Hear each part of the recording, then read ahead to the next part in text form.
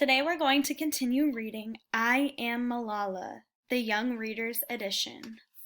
We are now on Part 4, Targeted.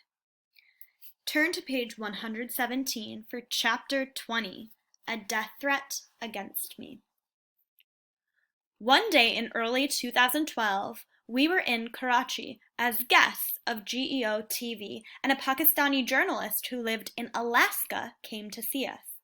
She had seen the New York Times video and wanted to meet me. She also wanted to take my father aside to tell him something. I noticed that she had tears in her eyes. Then she and my father walked over to the computer. They looked troubled and hurriedly shut down whatever they'd been looking at. A short while later, my father's phone rang. He took the call out of earshot and came back inside looking very gray. "What is it?" I said. "There's something you're not telling me." He had always treated me as an equal, but I could see he was trying to decide whether to protect me from this thing or to share it with me. He sighed heavily, showed me what he'd been looking at on the computer. He Googled my name. Malala Yousafzai, the Taliban said, should be killed. There it was in black and white. A death threat against me. I think I'd known this moment might come someday. Now here it was. I thought back to those mornings in 2009 when school first reopened and I had to walk to school with my books hidden under my scarf. I was so nervous in those days, but I had changed since then. I was 3 years older now. I had traveled and given speeches and won awards. Here was a call for my death. An invitation from one terrorist to another saying, "Go ahead, shoot her." And I was as calm as could be. It was as if I were reading about someone else. I took another glance at the message on the screen. Then I closed the computer and never looked at those words again. The worst had happened. I had been targeted by the Taliban. Now I would get back to doing what I was meant to do. I might have been calm, but my father was near tears. "Are you all right, Johnny?" he said. "Abba," I said, trying to reassure him. "Everybody knows they will die someday. No one can stop death. It doesn't matter if it comes from a talib or from cancer." He wasn't convinced.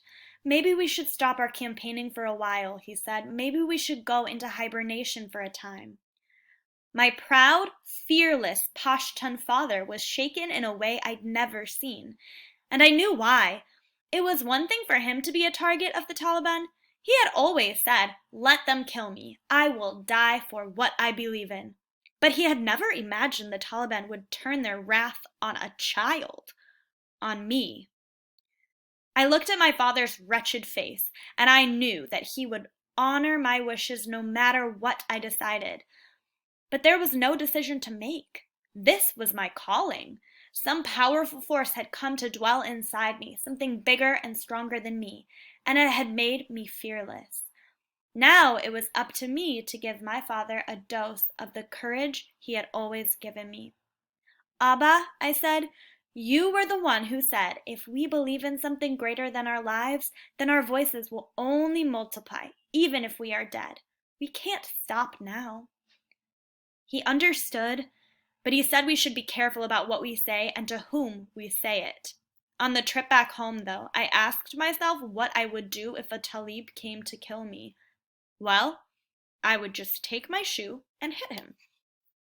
But then I thought, if you hit a talib with your shoe, there's no difference between him and you. You must not treat others with cruelty. You must fight them with peace and dialogue. "Malala," I said to myself, just tell him what is in your heart, that you want an education for yourself, for all girls, for his sister, his daughter, for him. That's what I would do.